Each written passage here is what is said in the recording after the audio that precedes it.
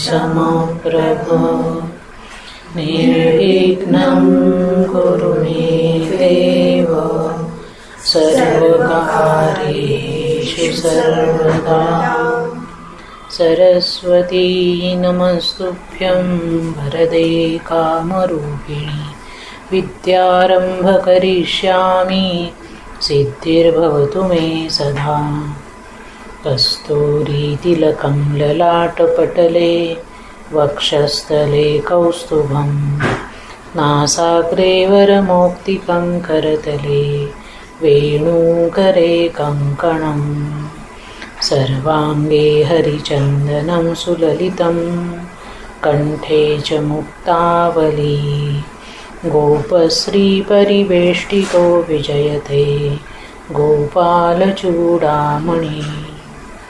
कृष्णाय वासुदेवाय हरये परमात्मने प्रणतक्लेशनाशाय गोविन्दाय नमो नमः नमस्ते भगवान् व्यास वेदशास्त्रार्थकोविद ब्रह्मा विष्णु महेशानां मूर्ते सत्यवती सुत शूकरूप प्रबोधज्ञ सर्वशास्त्रविशारद एतत्कथाप्रकाशेन मज्ञानं विनाशय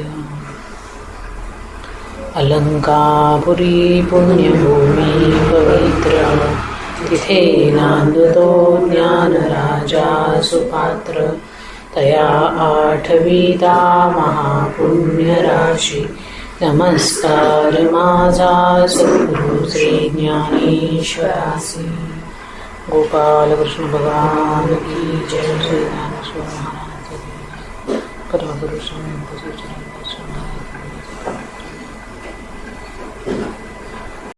कृष्ण गोविंद नारायण रे कृष्ण गोविंद नारायण रे कृष्ण गोविंद नारायण रे कृष्ण गोविंद नारायण रे कृष्ण कृष्ण मुकुंद जनार्दना कृष्ण कृष्ण मुकुंद जनार्दना कृष्ण कृष्ण मुकुंद जनार्दना कृष्ण कृष्ण मुकुंद जनार्दना कृष्ण गोविंद नारायण रे कृष्ण गोविंद नारायण रे कृष्ण गोविंद नारायण रे कृष्ण गोविंद नारायण रे कृष्ण कृष्ण मुकुंद जनार्दना कृष्ण कृष्ण मुकुंद जनार्दना कृष्ण कृष्ण मुकुंद जनार्दना कृष्ण कृष्ण मुकुंद जनार्दना कृष्ण गोविंद नारायण रे कृष्ण गोविंद नारायण रे कृष्ण गोविंद नारायण रे कृष्ण गोविंद नारायण रे कृष्ण गोविंद नारायण रे कृष्ण गोविंद नारायण रे गोपाल कृष्ण भगवान की जय श्री ज्ञानेश्वर महाराज की जय जय जय रघुवीर समर्थ। त्याप्रमाणे ठरलं आणि देवतांनी शेपूट धरलं, वासुकीची शेपूट धरली, दैत्यांनी तोंडाकडचा भाग धरला आणि त्याप्रमाणे समुद्र मंथनाला सुरुवात झाली. आता समुद्र मंथनाला सुरुवात झाल्याबरोबर देवतांच्या लक्षात आलं की वासुकीच्या आपण तोंड धरलं नाही तेच बरं झालं, कारण वासुकी नाग जो आहे तो आता घासला जायला लागला आणि त्याच्या मुखातून विष मिश्रित उश्वास बाहेर पडायला लागला. त्यामुळे दैत्यांना त्रास व्हायला लागला आणि तोच विष मिश्रित तो उश्वास बाहेर पडून त्याचा ढग बनून शेपटीच्या बाजूला असणाऱ्या देवतांवरती थंड पाण्याचा वर्षाव करू लागला. इथे लक्षात घ्या की मंदार पर्वताच्या खाली कूर्म रूपाने भगवंत विराजमान आहे. वरून त्यांनी तो मंदार पर्वत दाबलेला आहे आता देव आणि दैत्य यांच्यामध्ये शक्ती स्वरूपामध्ये सुद्धा भगवंतच आहे. एवढं करूनही मंथनाचं काम नीट होईना. मग भगवंतांनाच करुणा आली आणि त्यांनी आपल्या एका हाताने वासुकीची शेपटी धरली, दुसऱ्या हाताने वासुकीचं तोंड धरलं आणि घुसळायला सुरुवात केली. यावरून अनुमान करता येतं की भगवंत किती विशाल आहे. म्हणजे थोडक्यात काय, की सृष्टीमध्ये कुठलंही काम जे चालू असतं, मग ते चांगली लोक करत असू द्यात किंवा वाईट लोक करू असू द्यात, त्या प्रत्येक कार्याला भगवंताचीच शक्ती असते. प्रत्येक ठिकाणी भगवंतच शक्ती पुरवतो म्हणून ते काम होतं. त्यामुळे कुणी असं मानू नये की मी केलं तर होईल, मी नाही केलं तर सगळं थांबेल, असं काही नाही. आपण नाही केले तर दुसरं कोणीतरी येतो, ते काम करून पुढे निघून जातो. लक्षात आलं? भगवंताच्या मुकुटामध्ये ब्रह्मलोक, पायामध्ये खालचा पाताळ लोक आणि मध्यभागी पृथ्वी राहते. अशा प्रकारे भगवंताच्या आकाराला अंत नाही. तर आता मंथन सुरू झालं आणि पहिलंच विघ्न निर्माण झालं. त्याच्यातून कालकूट नावाचं विष बाहेर आलं. ते विष इतकं भयंकर होतं की त्या विषाच्या नुसत्या वाफेने पृथ्वी जळायला लागली, सृष्टी नष्ट व्हायला लागली. ते बघितल्यानंतर देव आणि दैत्य दोघंही घाबरले. आता काय होणार? या विषाने तर सगळी दुनिया जळून आत्ताच्या आत्ता नष्ट होईल असं वाटायला लागलं. इकडे भगवान श्री विष्णू मंथन करत होते आणि भगवान शिवशंकर मात्र आपल्या ध्यानामध्ये मग्न होऊन कैलास पर्वतावरती बसलेले होते. इकडे देवतांचं काय चाललंय, दानवांचं काय चाललंय, विष्णूंचं काय चाललंय, त्यांना कशाचा काही थांब पत्ता नव्हता. ते आपले आत्मस्वरूपात मग्न होते. त्यांना दैत्यांशी मतलब नव्हता आणि देवांशी मतलब नव्हता. मग देवतांनी आणि दानवांनी विष्णूंना विचारलं की आता काय करायचं या काळकुटाचं. तर भगवंतांनी सांगितलं जरा भगवान शिवशंकरांना घ्या या कामामध्ये, ते नुसते तिकडे बसून राहिलेत, आणा जरा त्यांना बोलून, हां त्यांचं सहाय्य घ्या. त्यावेळेला देव दैत्य शंकरांजवळ गेले आणि त्यांना प्रार्थना केली की महाराज, तुम्ही प्रलयाची देवता आहात. आता प्रलयकाल आत्ता आलेला नाही, पण या मंथनातून भयंकर असं कालकूट विष उत्पन्न झालंय की ज्या विषामुळे असं वाटतंय की एका क्षणात आता सगळी सृष्टी जळून खाक होईल. त्यामुळे या विषापासून आमच्या सगळ्यांचं तुम्ही रक्षण करा. शंकरजी म्हणाले ठीक आहे, मी पाहतो. त्यानंतर त्यांनी आपल्या पत्नीला सतीला विचारलं, गौरीजींना विचारलं की गौरीजी, प्रजेवरती मोठं संकट आलंय, काय करू? ते विष ग्रहण करू का? तुमची परवानगी आहे ना? तर त्या म्हणाल्या काहीच हरकत नाही, प्रजेचं संकट कष्ट जर दूर होणार असेल तर तुम्ही ते विष प्राशन केलं तरी चालेल. गौरीजींनी संमती देताच शंकरजींनी ते विष पिऊन टाकलं आणि आपल्या कंठामध्ये ठेवलं. ते पोटामध्ये जाऊ दिलं नाही किंवा वरती जिभेवरही येऊ दिलं नाही. का बरं? असं म्हणतात की भगवान शिवशंकरांनी ते विष जिभेवर ठेवलं नाही, कारण जिभेवरती ते कायम भगवंताचं नाम ठेवतात, भगवान विष्णूंचं स्मरण करतात. मग तिथे जर विष ठेवलं तर कसं चालेल? म्हणून त्यांनी जिभेवरती विष ठेवलं नाही. याचा अर्थच असा की माणसाने कधीही जिभेवरती विष ठेवू नये. कडूपणा, कटूपणा जिभेतून व्यक्त होऊ नये. जिभेवर जर विष ठेवलं तर लोकांची नामाप्रती असणारी आस्था, आत्मीयता कमी होईल. त्यांनी ते हृदयामध्ये ठेवलं नाही, कारण हृदयामध्ये त्यांनी भगवंतांना कायम ठेवलेलं होतं. भगवंताचं रूप आपल्या हृदयामध्ये साठवलेलं होतं. मग जिथे भगवंत आहे तिथे विष कसं ठेवणार? म्हणून शंकरांनी कंठामध्ये ते विष धारण केलं.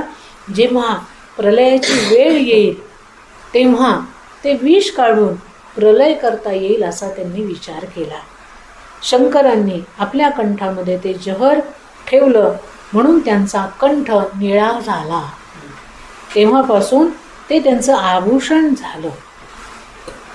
तेव्हापासून त्यांना नीलकंठ असं म्हटलं जातं. आपल्याकडे संपूर्ण शंकर निळा दाखवतात, पायापासून डोक्यापर्यंत.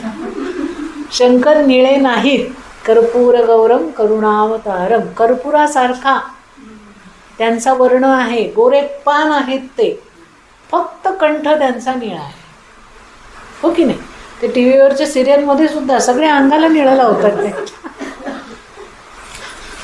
शरीर निळा नाही आहे त्यांचं, केवळ कंठ निळा आहे. दुसऱ्यांचं कष्ट दूर करताना जीवनाला दाग पडला तरी तो आभूषण ठरतो. ते काळकूट विष निघाल्यानंतर पुन्हा एकदा मंथनाला सुरुवात झाली की आता ते काळकूटाचं जे संकट होतं ते शंकरांनी दूर केलं. त्यांनी ते कंठामध्ये धारण केलं. सगळ्यांनी सुटकेचा श्वास सोडला. चला आता परत आपण मंथनाला सुरुवात करूया. मंथन सुरू झालं तेव्हा त्याच्यातून प्रथम गोमाता निघाली. ती ब्राह्मणांना देण्यात आली. त्यानंतर उच्चश्रैव नावाचा घोडा निघाला, तो दैत्यांनी घेतला. त्यानंतर हत्ती निघाला, तो इंद्राने ठेवून घेतला. त्यानंतर पद्मरागमणी प्रकट झाला, तो विष्णूंनी घेतला. त्यानंतर कल्पवृक्ष निघाला, तो देवांनी घेतला. अप्सरा निघाल्या, त्या देवतांना मिळाल्या. नंतर साक्षात लक्ष्मीजी प्रकट झाल्या समुद्र मंथनात. लक्ष्मीजींच्या प्रकटीकरणामुळे संपूर्ण विश्वात मंगलमय वातावरण निर्माण झालं. लक्ष्मींद्वाराच भगवंताचा अनुग्रह सगळ्या प्राणीमात्रांवरती पोहोचतो. म्हणून लक्ष्मींच्या दर्शनाने व्याकुळ झालेल्या देवता आणि दैत्यांना त्यांनी शांत केलं. कारण इंद्राला शाप मिळाला होता ना की तू श्री विरहित होशील, लक्ष्मी तुझी निघून जाईल. त्यामुळे सगळ्या देवता दरिद्री होऊन गेल्या होत्या. मग आता लक्ष्मीजी प्रकट झाल्या, त्यामुळे सगळ्या देवता पुन्हा आता प्रसन्न होतील. त्यामुळे सगळ्यांना हायसं वाटलं की वा बरं झालं लक्ष्मीजी आल्या, उत्तम आहे. असं म्हणतात की समुद्र मंथनाच्या पूर्वी लक्ष्मीजी नारायणांना म्हणाल्या की आपण अनादिकालापासून एकमेकांच्या बरोबर आहोत. मी तुमची पत्नी लक्ष्मी आणि तुम्ही माझे पती श्री नारायण. आपल्या दोघांना लक्ष्मी नारायण म्हणून लोक ओळखतात. पण माझ्या सख्या मला विचारतात की तुमच्या विवाहाचा वाढदिवस केव्हा साजरा करावा हे आम्हाला माहितीच नाही. त्यामुळे माझ्याकडे काही त्याचं उत्तर नाही. ते ऐकून भगवान नारायण त्यांना म्हणाले की देवी, हा चांगला मोका आहे.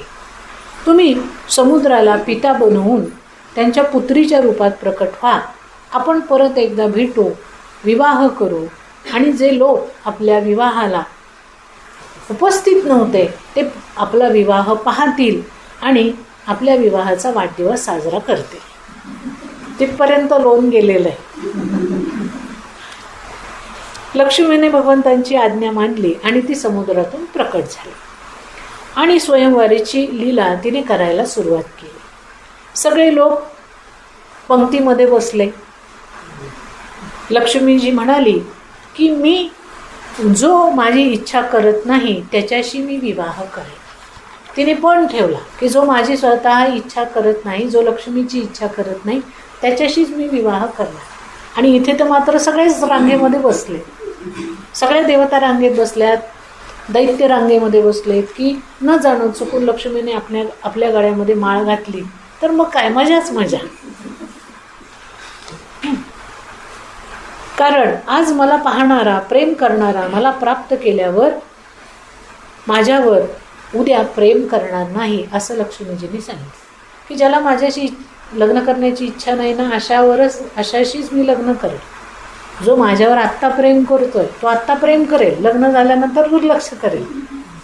गडकी मुलगी दार बराबर तसं होऊन जाईल माझं. किती हुशार आहे बघा लक्ष्मी. म्हणून निष्काम भावनेने जो माझ्यावर प्रेम करतो तोच माझा योग्य आदर सत्कार करू शकेल. त्यानंतर लक्ष्मीने तिथे बसलेल्या प्रत्येकामध्ये दोष काढायला सुरुवात केली. की जसे ब्रह्माजी आता हे तर म्हातारे झालेत, यांच्याशी मी कसं लग्न करू. शिवशंकरांच्या पुढे आली म्हणे, हे तर गळ्यामध्ये साप घेऊन फिरतायत, अंगाला माती राख त्यांनी लावलेली आहे, हे असे भडंग आहेत, हे असे पती नको बाबा मला. असं करत करत एकेका देवतामध्ये तिने दोष काढायला सुरुवात केली. हा लोभी आहे, याचा संग चांगला नाही, हा फारच ज्ञानी आहे, असं म्हणत म्हणत ती सगळ्यांना नाकारत गेली. नंतर तिची दृष्टी समुद्राकडे गेली. तिथे तिला कोणीतरी झोपलेलं दिसलं. तिने मग चौकशी केली. तेव्हा तिला कळलं की सत्वगुणाच्या क्षीरसागरामध्ये नीलवर्णी नारायण पितांबर नेसून झोपलेले आहे. ते स्वयंवरात आले नाही कारण त्यांना विवाह करण्याची इच्छा नाही. ते विश्राम करतायत, तुमचं चालू द्या म्हटले, मला काही त्याच्यामध्ये सहभाग घ्यायचा नाही. लक्ष्मीजी म्हणाले, बस बस, मी आता यांच्याशीच विवाह करणार. आणि हातामध्ये वरमाळा घेऊन भगवंताच्या जवळ त्या गेल्या. भगवंतांनी डोळे उघडून बघितले. दोघांची नजरानजर झाली. त्यांचं आधीपासूनच ठरलेलं होतं.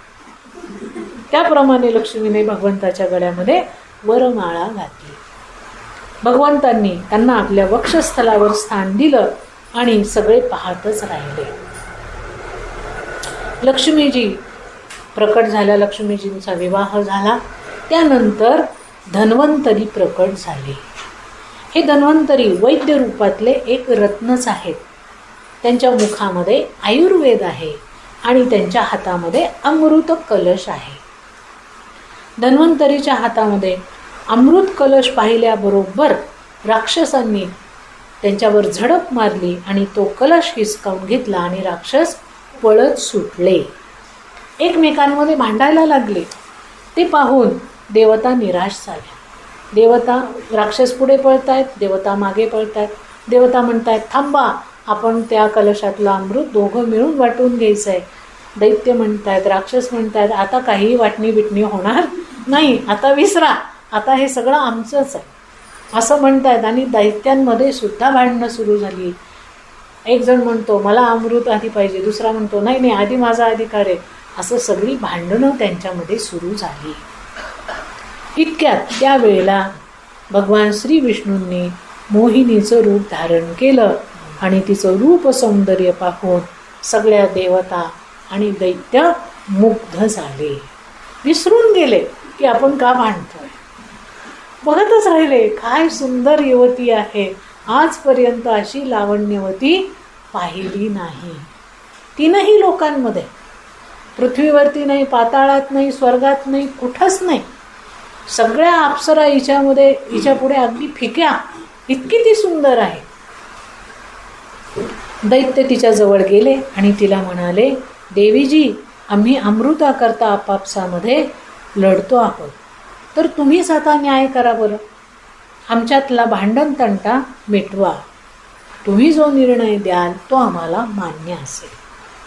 ती मोहिनी अगदी लाजत मुरडत कोमल आवाजामध्ये म्हणाली की तुम्हाला तर माझी जातपात माहिती नाही, माझा वंश माहिती नाही, माझ्या आईवडिलांची तुम्हाला माहिती नाही, तर तुम्ही माझ्यासारख्या परक्या स्त्रीवरती कसा काय विश्वास ठेवताय. दैत्य आणि देव म्हणाले की नाही नाही, तुम्ही जसं सांगाल, तुम्ही जो निवाडा कराल तो आम्हाला मान्य आहे. आम्हाला तुमच्या आईवडिलांशी काही घेणं नाही. तुम्ही कोण, कुठून आल्या, आम्हाला त्याच्याशी काही कर्तव्य नाही. तुम्ही इथे आलात आमच्यासाठी हीच मोठी गोष्ट आहे. मोहिनी म्हणाली की मी जे करेल ते तुम्हाला मान्य करावं लागेल. माझ्या स्वीकृतीशिवाय तुम्हाला कोणतंही काम करता येणार नाही. मान्य आहे का. सगळ्यांनी माना डोलवल्या. हो हो, तुम्ही म्हणाल तसं, तुम्ही म्हणाल तसं. दैत्यांनी मान्य केलं. मोहिनी त्यांना म्हणाली की मग आता एक काम करा, तो अमृताचा कलश इथे ठेवा. दैत्य आणि देव दोघंही जा, स्नान करा, संध्या करा, गायत्रीचा जप करा आणि इथे रांगा लावून बसा. आपल्याला मोठं काम करायचं आहे ना, आज अमृत ग्रहण करायचं आहे. मग शरीर शुद्ध व्हायला हवं, मन शुद्ध व्हायला हवं, बुद्धी शुद्ध व्हायला हवी, शुचिर्भूतता असायला हवी. सगळं शुद्ध केल्यानंतर आपल्याला अमृत मिळणार आहे. त्यामुळे पटापट उठा आणि निघा असं म्हटल्याबरोबर त्या दैत्यांनी तो अमृत कलश तिच्या हातामध्ये दिला. सांगितलं देवी जपून ठेवा बरं. त्यामुळे काळजी करू ना. माझ्या ताब्यात दिलाय ना, कस्टडीत राहील माझ्या, काळजी करू नका, तुम्ही जा. बराबर देव गेले, दैत्य गेले. त्यांनी आंघोळी केल्या, स्नान केलं, संध्या केली, गायत्रीचा मंत्र केला आणि आरामात थाटामाटामध्ये लगेच रांगा करून दोघंही बसले. एक रांग दैत्यांची झाली, एक रांग देवांची झाली. मग मोहिनी तिथे आली, हातामध्ये तो अमृत कलश घेऊन.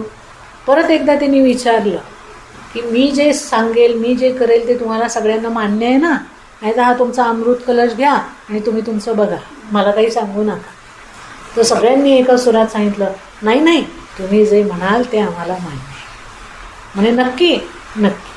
असं म्हटल्यानंतर मोहिनीने त्या अमृत कलशातून देवतांना अमृत द्यायला सुरुवात केली आणि मधून मधून स्मित हास्य करत दैत्यांकडे पाहून त्यांना इशारा करत होती की तुम्ही लोक थोडा वेळ थांबा, थोडंसं थांबा, यांचं झालं की लगेच तुम्हाला देतो, यांचं झालं की लगेच तुम्हाला देतो. त्यावेळेला राहू नावाचा दैत्य वेश बदलून चंद्र आणि सूर्य यांच्यामध्ये जाऊन बसला, पण लगेच त्याचं पितळ उघडं पडलं आणि मोहिनी रूपामध्ये असणाऱ्या भगवंतांनी देवतांना अमृत पाजलं होतं. तिथेच आपल्या सुदर्शन चक्राद्वारे त्या राहूचं डोकं धडा वेगळं केलं. पण काही अमृताचे कण त्याच्या धडाच्या खाली गेलेले होते, धडामध्ये गेलेले होते. म्हणून त्या राक्षसाचे 2 तुकडे झाले, राहू आणि केतू. त्याच्या शरीराचे 2 भाग झाले, राहू केतू. दैत्यांना सत्य समजलं की मोहिनीने आपल्याशी धोका केलाय. ही मोहिनी नाहीच, स्त्री नाहीच, तर प्रत्यक्ष भगवान विष्णू आहे. त्यांनी आपल्याला फसवलंय. त्यामुळे त्या शस्त्र अस्त्र घेऊन मोहिनीच्या मागे धावले. भगवंतांनी विचार केला की आपलं जे काम होतं ते आता पूर्ण झालेलं आहे, इथे कशाला यांच्याशी युद्ध करा. ते अंतर्धान पावले, वैकुंठात निघून गेले. श्री शुकदेवजी महाराज म्हणतात की परीक्षित, अमृतासाठी देवता आणि दैत्यांकडून सारखाच प्रयत्न झाला होता. दोघांनी सारखंच बळ लावलेलं होतं, पण भगवंताची प्रेरणा, अनुकूलता आणि सहाय्याने काम करणाऱ्या देवतांना अमृत मिळालं. पण भगवंताशी प्रतिकूल राहणाऱ्या दैत्यांना त्यापासून वंचित राहावं लागलं. म्हणजे समुद्र मंथन करत असताना देवतांनी भगवंताचं अधिष्ठान मनापासून मानलं की जरी आम्ही हे कार्य करत असलो तरी आम्ही हे करताना दिसतोय, प्रत्यक्ष हे कार्य भगवंत करताय, भगवान श्री विष्णू करतायत, असं देवता मानत होते. पण दैत्यांना असं वाटत होतं की हे काम आम्ही करतोय, इथे भगवंताचा काही संबंध नाही. आणि म्हणून ज्या ठिकाणी भगवंताचं अधिष्ठान मानलं जातं तिथे यश आहे, तिथे कामाची पूर्तता आहे, तिथे संकल्प पूर्ण होतात. आणि जिथे भगवंताचं अधिष्ठान मानलं जात नाही, जिथे अहमचं अधिष्ठान मानलं जातं, तिथे संकल्प पूर्ण होत नाही, यश प्राप्ती होत, हे या कथेवरून त्यांनी सांगितलं. भगवान अंतर्धान पावल्यावरती देव आणि दैत्यांमध्ये मात्र महाभयंकर असं युद्ध सुरू झालं. कारण स्पष्टपणे असं दैत्यांना वाटत होतं की देवांनी आम्हाला फसवलं.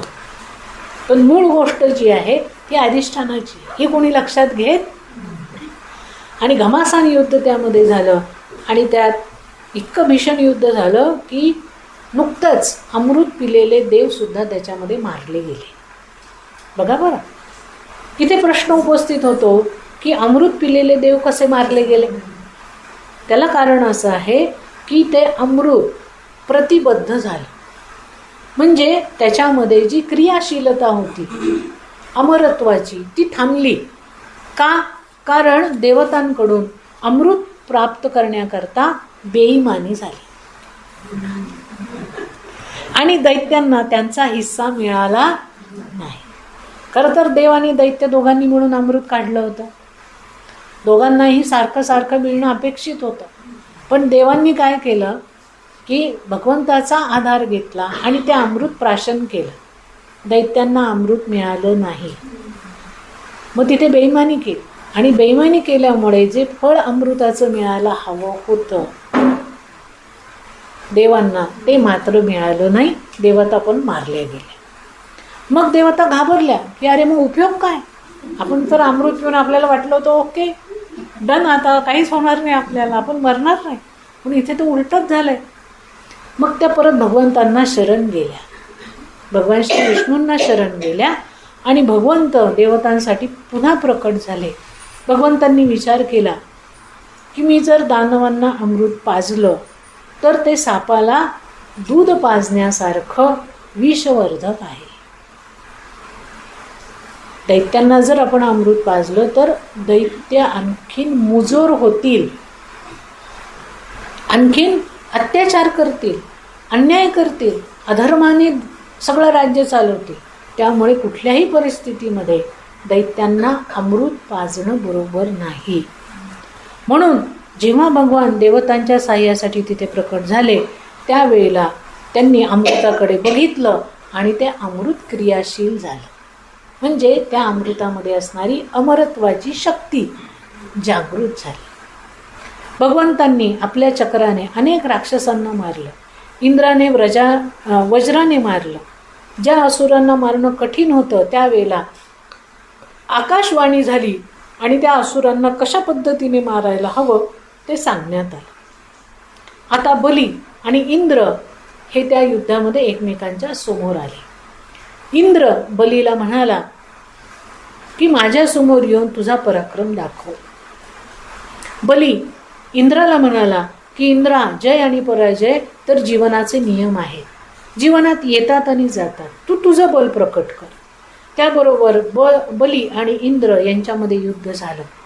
इंद्राने वज्राचा प्रहार बलीवर केला, त्यामुळे बलीचं विमान तुटलं आणि तो मूर्छित होऊन जमिनीवरती पडला. त्याबरोबर दैत्यांनी बलीला उचललं आणि आपल्या गुरूंकडे शुक्राचार्यांकडे तो त्यांना घेऊन गेले. बाकीच्या दैत्यांना देवता मारू लागले तेव्हा नारदजी तिथे आले आणि नारदजीने त्यांना समजावलं की सृष्टीमध्ये कायम दैत्य आणि देव राहतात. दैत्य जर मरून गेले तर तुमची किंमत शून्य होऊन जाईल. दैत्य आहेत म्हणून देवांना किंमत आहे. त्यामुळे त्यांना मारलंय, झोडलंय, पुष्कळ झालं, आता शांत राहा. नारदांचं म्हणणं ऐकून इंद्राने युद्ध बंद केलं आणि तो परत स्वर्गाचा राजा झाला. सगळ्यांना अमृत मिळाल्यामुळे सगळ्या देवता खुश झाल्या. तरी सुद्धा देवतांच्या मनामध्ये शंका आली आणि त्यांनी भगवान विष्णूंना प्रार्थना केली की तुम्ही आमचा विजय करून दिलाच आहे, पण दैत्य जर शंकरांकडे गेले आणि त्यांना वरदान मागितलं तर शंकर त्यांना सहाय्य करतील. त्यामुळे आता शंकरांचं काय करायचं ते तुम्ही पहा. भगवान श्री विष्णू देवतांना म्हणाले तुम्ही त्यांची चिंता करू नका. आणि त्यांनी मनातल्या मनात भगवान शिवशंकरांचं स्मरण केलं आणि शंकरजींना सांगितलं की तुम्ही काही झालं तरी दैत्यांच्या पक्षात जाऊ नका, आपला पक्ष चांगला आहे, फोडाफोडीचं राजकारण नको. शंकरजी म्हणाले की माझा नियम आहे, जो कोणी माझी भक्ती करेल त्याच्या पक्षात मी जाणार. भगवंत म्हणाले अहो असं करू नका, काहीतरी तो उपाय आम्हाला सांगा की जेणेकरून तुम्ही दैत्यांच्या पक्षात जाणार नाही. शंकरजी म्हणाले उपाय आहे. भगवंत म्हणाले काय? शंकरजी म्हणाले हे पहा, उपाय असा आहे की तुम्ही तुमचं मोहिनी रूप धारण करून माझ्यासमोर या. कारण ज्या वेळेला तुम्ही मोहिनी रूप धारण केलं त्यावेळेला मी तिथे नव्हतो, मी मिस केलं. मी विष पिऊन मस्त आनंदात होतो, तुम्ही इकडे सगळं नाटक केलं, मला काही ते पाहायला मिळालं नाही. मला तुमचं ते मोहिनी रूप एकदा दाखवा, माझ्यासमोर या. एकदा तुमचं मोहिनी रूप बघितलं की मी दैत्यांच्या पक्षात जाणार नाही. अशा प्रकारे दोघांनी एकमेकांची समजूत घातली आणि भगवंतांनी मोहिनीचं रूप घेऊन शिवशंकरांसमोर ते प्रकट झाले. ते रूप पाहून शंकरजी इतके मुग्ध झाले की ते मोहिनीच्या मागे पळायला लागले.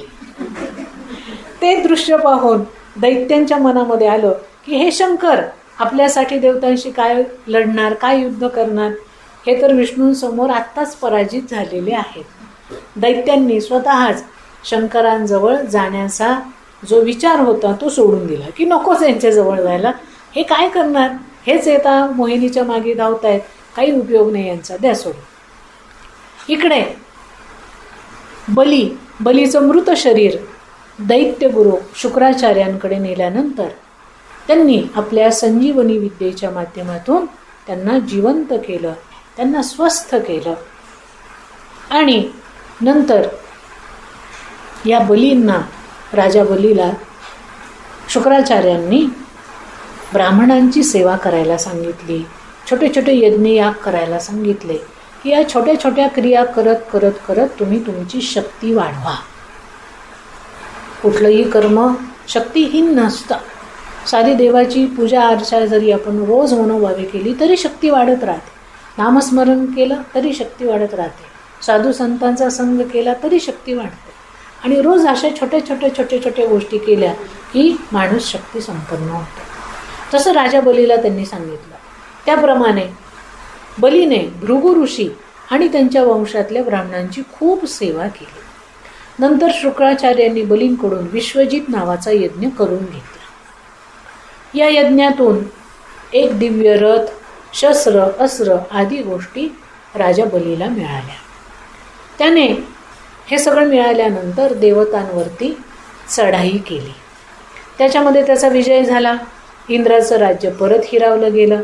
परत सगळ्या देवता, इंद्र डोंगरांमध्ये, दऱ्यांमध्ये, रानावनामध्ये तोंड लपून लपून फिरायला लागले, भटकायला लागले. शुक्राचार्यांनी विचार केला की जर बलीने 100 अश्वमेध यज्ञ केले तर त्याला स्वर्गाचं राज्य कायमचं मिळेल. आता त्याने मिळवलंय, पण देवता परत शक्तिशाली झाल्या तर परत बलीचं राज्य जाऊ शकतं. मग काय करावं बलीने, तर 100 अश्वमेध यज्ञ करावेत पूर्ण. ते अश्वमेध यज्ञ केले की इंद्राची कायमची सुट्टी होईल आणि राजा बली स्वर्गाचा राजा कायमचा होऊन जाईल. त्याप्रमाणे शुक्राचार्यांनी बलीला सांगितलं आणि त्याच्याकडनं अश्वमेध यज्ञ करून घ्यायला सुरुवात केली. ते बघितल्यानंतर देवता घाबरल्या आणि बृहस्पतींजवळ गेल्या. बृहस्पतींना सगळी गोष्ट सांगितली. बृहस्पती त्यांना म्हणाले की बलीराजा भृगुवंशीय ब्राह्मणाचा अपमान करेल तेव्हा त्याचा तपोभंग होईल आणि त्याचा तपोभंग झाला की त्याची शक्ती कमी होईल. शक्ती कमी झाली की तो पदच्युत होईल. तर तुम्ही असं काहीतरी करा की भृगुवंशीय राजाचा तो अपमान करेल. बघा स्ट्रॅटर्जी, राजकारण कसं असतं. एका राजाला दूर करायचं, दुसऱ्याला बसवायचं, तर कशा पद्धतीचे हातखंडे आजमावले जातात हे याच्यामध्ये स्पष्ट दिसतंय.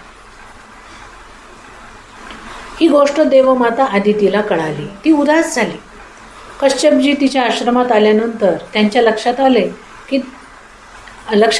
की ती उदास आहे आणि त्यांनी तिच्या उदासीचं कारण विचारलं. आदितीने मनातली व्यथा त्यांना सांगितली की माझा पुत्र इंद्र आता राजा बली स्वर्गाचा राजा झालेला आहे, इंद्र झाला आहे. माझा इंद्र हिंडतोय, भटकतोय आणि आता तर राजा बली अश्वमेध यज्ञ करतोय 100. असं झालं तर माझ्या इंद्राला काहीच राहणार नाही. त्याला असंच कायम रानावनामध्ये भटकावं लागेल. काय करावं. कश्यपांनी तिला पयोव्रत नावाच्या व्रताचा उपदेश केला आदितीला आणि तिला सांगितलं की मोठ्या प्रसन्नतेने तू हे व्रत कर. भगवंत प्रसन्न होऊन तुझ्यावरती कृपा करतील. त्याप्रमाणे तिने ते व्रत पूर्ण केलं आणि तिला स्वप्नामध्ये दृष्टांत झाला. भगवंतांनी सांगितलं की मी तुझ्या पोटी जन्म घेईल, पण तू ही गोष्ट कोणालाही सांगू नको.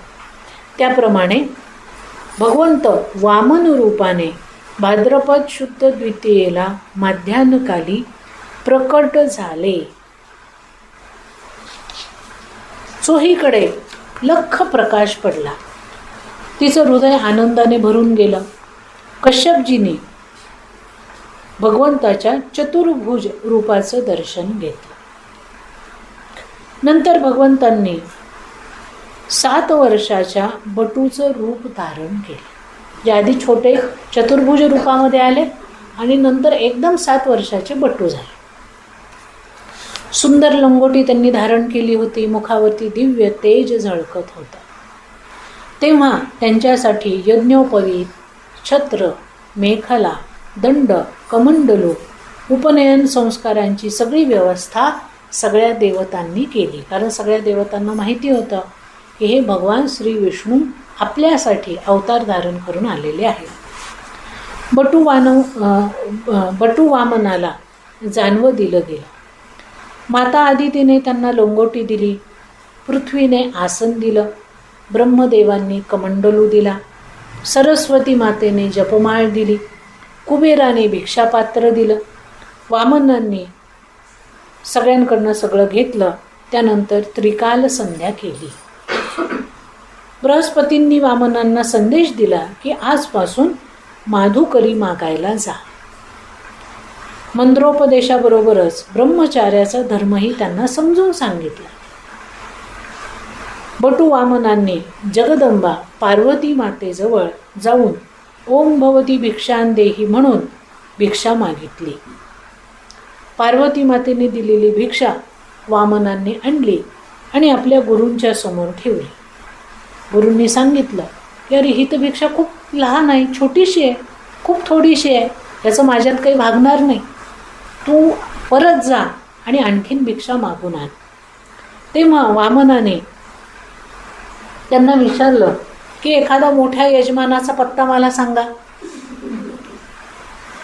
बृहस्पतींनी त्यांना आज्ञा दिली की तू एक काम कर, नर्मदा नदीच्या तटावरती राजा बली अश्वमेघ यज्ञ करतो आहे, तिथे जा आणि त्यांच्याकडून तुला अवश्य असणारी सगळी भिक्षा मागून घे. ते राजा आहेत, तुला निश्चित मोठी भिक्षा देतील.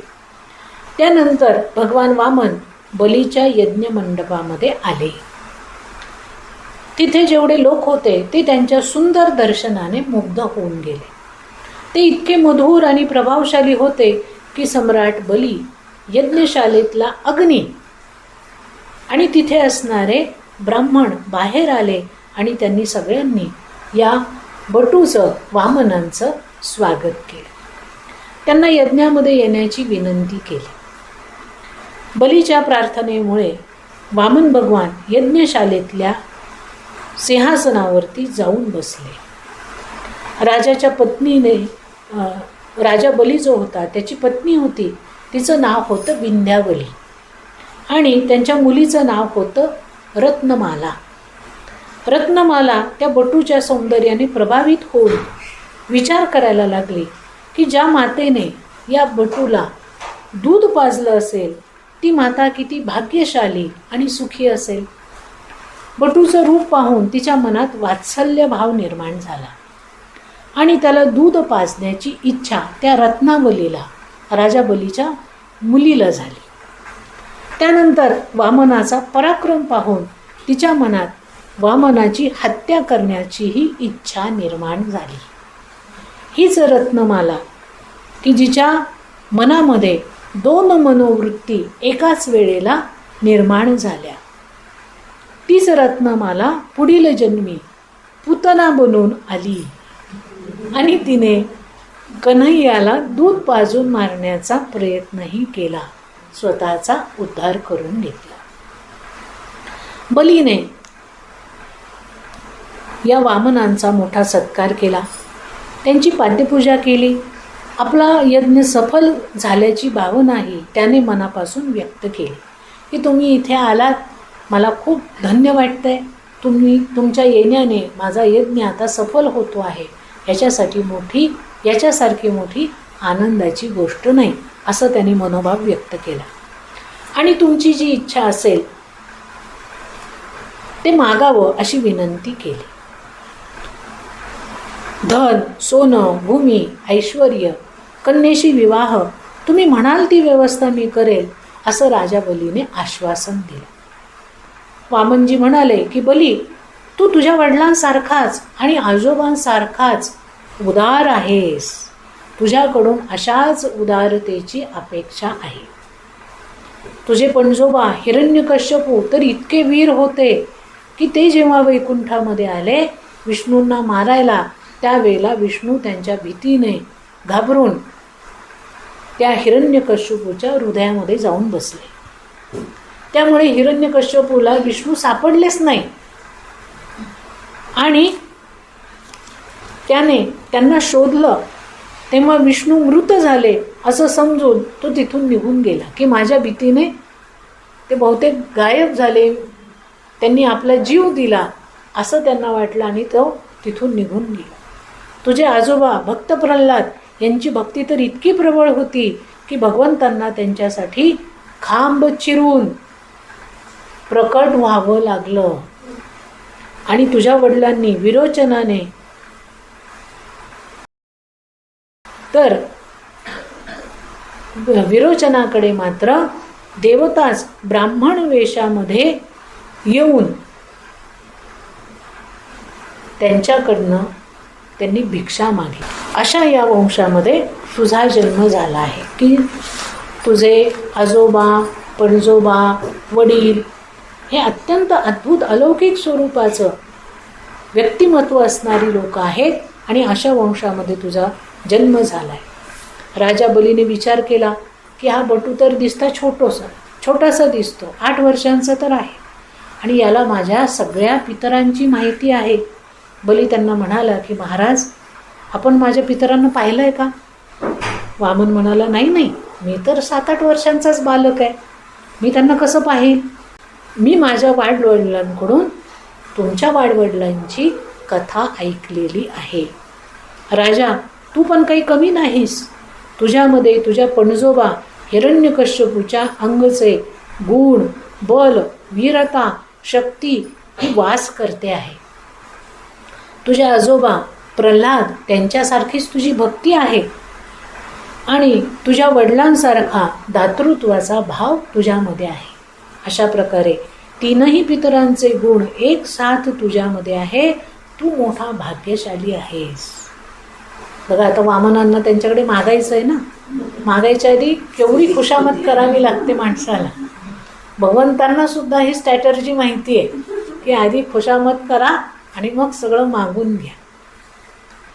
म्हणून वामनांच्या गोष्टी ऐकून बली अति प्रसन्न झाले आणि म्हणाले की ब्राह्मण देवता, तुम्हाला जे पाहिजे ते मागून घ्या. काय हवं, काय मागाल ते तुम्ही ते देतो मी तुम्हाला. एवढ्यात शुक्राचार्यांनी वामनांना ओळखलं आणि ते राजा बलीला म्हणाले की राजा बली, हा विष्णू आहे, देवतांच्या भल्यासाठी हा तुझ्याजवळ आला आहे. तू याला काही देण्याची प्रतिज्ञा करू नको, नाही तर हा तुझं सर्वस्व हिरावून घेईल. त्यावर बली म्हणाला, महाराज, मी शब्द दिला आहे आणि त्याप्रमाणे जर मी दिलं नाही तर माझं जीवन आता आपत्तीग्रस्त होईल. एकदा शब्द दिला की दिला, तो त्या पद्धतीने पाळायला हवा. मी प्रल्हादाचा नातू आहे. यज्ञभूमीमध्ये प्रतिज्ञा करून सत्यापासून मी कसा विचलित होऊ? पृथ्वीवर सगळ्यात जास्त भार आपली प्रतिज्ञा पूर्ण न करणाऱ्या लोकांचा आहे. तोंड भरून आश्वासनं दिली जातात पण एकही आश्वासन पूर्ण करण्याची तस्दी लोक घेत नाही आणि त्यामुळे विकास होत नाही, पृथ्वीची अधोगती होते. राजा बली म्हणतो की मी सगळं काही देऊ शकतो, आपले प्राणही मी देऊ शकतो, पण प्रतिज्ञा तोडू शकत नाही. तेव्हा शुक्राचार्य त्याच्यावर नाराज झाले आणि म्हणाले की तू माझं ऐकत नाहीस ना, जा, तू श्रीभ्रष्ट होऊन जाशील. बलीने त्यांचं ऐकलं नाही आणि वामन भगवंतांना वस्तू मागण्याची प्रार्थना केली. त्यावर वामनाने केवळ 3 पावलं जमीन मागितली. बली म्हणाला, हे काय मागितलं महाराज तुम्ही? तुमचे पावले एवढे, त्या 3 पावलं जमिनीची तुम्ही काय करणार? त्यामुळे तुम्ही काहीतरी मोठी वस्तू मागा. भगवंत म्हणाले, नको, 3 पावलं जमीन दे, मला जेवढं आवश्यक आहे तेवढंच मी मागितलं. शेवटी बलीने संकल्प सोडला. बलीने आपल्या पत्नीच्या सहाय्याने जल हातात घेऊन संकल्प केला की मी 3 पावले धरती या बटूला दिली बलीने संकल्प करताच वामन भगवान त्रिविक्रम झाले. त्यांनी एका पावलाने बलीचा लोक व्यापला, दुसऱ्या पावलाने परलोक व्यापला आणि आता तिसरं पाऊल कुठे ठेवू असं बलीला विचारलं. त्यावेळेला बलीने भगवंताच्या विराट रूपाचं दर्शन केलं. दैत्यांनी जेव्हा पाहिलं की आपल्या स्वामींबरोबर बलींबरोबर छलकपट झालंय, तेव्हा ते वामनांशी युद्ध करायला तयार झाले. ते पाहून भगवंतांचे पार्षद भक्तही शस्त्र अस्त्र घेऊन युद्ध करायला सज्ज झाले. दैत्यांचा संहार करायला सुरुवात झाली. बलीने सगळ्यांना समजून सांगितलं आणि दैत्यांकडून त्यांनी युद्ध थांबवलं. बली भगवंतांना म्हणाला की महाराज, तुम्ही नाराज होऊ नका. तुम्ही 2 पावलातच आमचा लोक आणि परलोक घेतला, पण तुमच्या तिसऱ्या पावलासाठी माझ्याकडे तिसरी वस्तू आहे. ती देखील आपण आपल्या पावलाने व्यापून टाका. पदम तृतीयम कुरु शीर्ष्णी मे निजम. तुम्ही तुमचं तिसरं पाऊल माझ्या डोक्यावर ठेवा, कारण माझ्या सगळ्याच गोष्टींचं दान झालं आहे, पण दात्याचं अजून दान झालेलं नाही. म्हणून तुम्ही दात्याचाही स्वीकार करा, कारण दातेपणाचा अहंकार मोठा दुःख देणारा आहे. तो दातृत्वाचा अहंकारही भगवंतांनी स्वीकारावा अशी राजा बलीची इच्छा होती. आता वामनांनी खरोखरच राजा बलीच्या डोक्यावर आपलं पाऊल ठेवून त्याचा अहंकार स्वीकारला. त्यांनी पहिल्यांदा लोकपरलोक अर्थात धर्म अर्थ काम घेतले. आता त्याचा अहंकारही काढून घेतला. आता बलीच्या मुक्तीमध्ये काहीच अडचण राहिली नाही. म्हणून आजही कोणी मोठा त्याग केला तर त्याला बलिदान असं म्हटलं जातं. बलीने भगवंताप्रती आपला धर्म समर्पित केला, म्हणजे धर्माचं फलही समर्पित केलं. धर्माचं फल आहे सुख. या लोकातलं सुख आणि परलोकातलं सुखही त्याने भगवंताच्या चरणी अर्पण करून टाकलं. त्यानंतर शेवटच्या पावलासाठी बलीने स्वतःलाच भगवंताप्रती अर्पण केलं आणि भगवंताने त्याचा स्वीकार केला. म्हणजे बली, तुझा धर्म कर्म सुख दुःख शरीर अंतःकरण बुद्धी अहंकार, तू जो काही होतास आहेस आणि पुढे असशील, तो सगळा आता माझा झाला आहेस. बलीचं सर्वस्व वर्तमान भूत भविष्य जे आहे ते, जे नाही ते, जे पुढे असेल ते सगळ्याच्या सगळं भगवंतांनी स्वीकारलं. आता समर्पणात काहीही कसर राहिली नाही ना, हे पाहण्याकरता भगवंत गरुडाला म्हणाले की आता तू तुझ्या पाशामध्ये या राजाला बांधून टाक. गरुडाने आज्ञेचं पालन केलं, बलीला बांधून टाकलं. तेव्हा तिथे भक्त प्रल्हाद आले. आपल्या नातवाची भक्ती किती श्रेष्ठ आहे हे पाहण्यासाठी ते उत्सुक होते. प्रल्हादाने भगवंताची स्तुती केली. आपण बलीला हे ऐश्वर्य दिलं आणि आपणच काढून घेतलं. अशा प्रकारे तुमचं देणं आणि घेणं दोन्हीही कल्याणकारकच आहे. बलीकडे आत्तापर्यंत जे ऐश्वर्य आलं होतं ते भगवंताच्या कृपेनेच आलं होतं, आणि आता जे ऐश्वर्य त्यांनी काढून घेतलंय ते भगवंतांनी स्वेच्छेने काढून घेतलंय, नाही का. तर प्रल्हादाने भगवंताची अशा पद्धतीने स्तुती केली. त्यानंतर बलीची पत्नी विंध्याबली भगवंतांना म्हणाली की महाराज, तुम्हीच कायम विश्वाचे स्वामी आहात आणि पुढे राहणार आहात. जे लोक मूर्ख असतात तेच वस्तूंना आपलं मानतात, नाही का. आपली गणती कुठे आपण बघायला हवं. वस्तूंना नाही तर भगवंताला आपलं म्हणायला हवं. वस्तू येतील आणि जातील. भगवंताच्या कृपेने सगळ्या वस्तू येतात, भगवंताच्याच कृपेने सगळ्या वस्तू जातात. भगवंत मात्र कायम राहतात. बरं झालं तुम्ही सगळ्या वस्तू काढून घेतल्या, असं ती विंध्याबली म्हणते. तिथे ब्रह्माजी पण आले आणि ते म्हणाले की प्रभू, जो कोणी तुम्हाला घोटभर पाणी, एखादं पान अर्पण करतो, तुम्ही त्याचं कल्याण करता.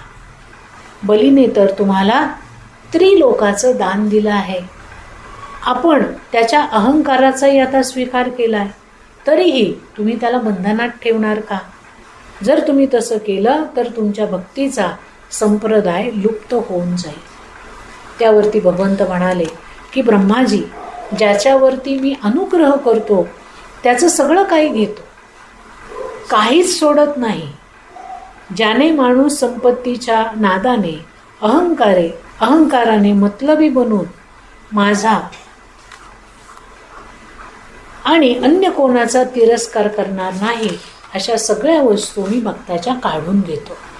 भगवंत पुढे म्हणाले की मी माझ्या हातावर कुश, अक्षत, जल घेऊन संकल्प घेतला आहे, म्हणून जेव्हा मी बलीचं सगळं काही काढून घेतलं तेव्हा मी माझं सगळं काही बलीला दिलं आहे. आता बली थोड्या दिवसांकरता सुतल लोकांमध्ये जाईल. तिथे वैभव आहे, नित्य सत्संग त्याला मिळेल. प्रल्हादजी देखील तिथे येते आणि मी त्यांच्याजवळ त्यांचा पहारेकरी म्हणून राहील. पहा, भगवंतांनी बलीकडून सर्वस्व घेतल्यानंतर त्याचे सेवक म्हणून त्याच्या महालाच्या बाहेर दरवाजावरती ते जाऊन उभे राहिले. या प्रसंगावरून आपल्या एवढंच लक्षात येतं की भगवंताचं भजन करणाऱ्यांच्या जीवनात अनेक चढ उतार येतात, पण शेवटी त्यांना सगळं काही मिळतं. भगवंतावरती अढळ श्रद्धा मात्र असायला हवी. बलीला भगवंताच्या कृपेने वैभव प्राप्त झालं, सुरक्षा, सत्संग मिळाला, जे पद काढून घेतलं होतं तेही मिळालं आणि स्वतः भगवंतही त्यांना प्राप्त झाले. आणि पुढच्या मन्वंतरामध्ये हा बली इंद्र झाला. म्हणजे या जीवनात त्याला इंद्र व्हायचं होतं म्हणून अश्वमेध यज्ञ तो करत होता, पण भगवंताची कृपा अशी झाली की त्या मन्वंतरामध्ये तो बलीच इंद्र झाला. त्यानंतर शुकदेवजी महाराज म्हणतात की वेदांचा लोप प्रलयामध्येही होत नाही. प्रलयाच्या वेळी मत्स्य रूपाने जलचर बनून भगवंत एका नावेमध्ये समग्र औषधी, प्राण्यांच्या बीजांसहित सप्तर्षी आणि राजा सत्यव्रताचं रक्षण करतात. मग आता राजा सत्यव्रत कोण आहे, भगवंत त्याचं रक्षण का करतात, ही कथा आपण उद्या पाहू. या ठिकाणी थांबूया. गोपाल कृष्ण भगवान की जय. श्री ज्ञानेश्वर महाराज की जय. जय जय रघुवीर समर्थ.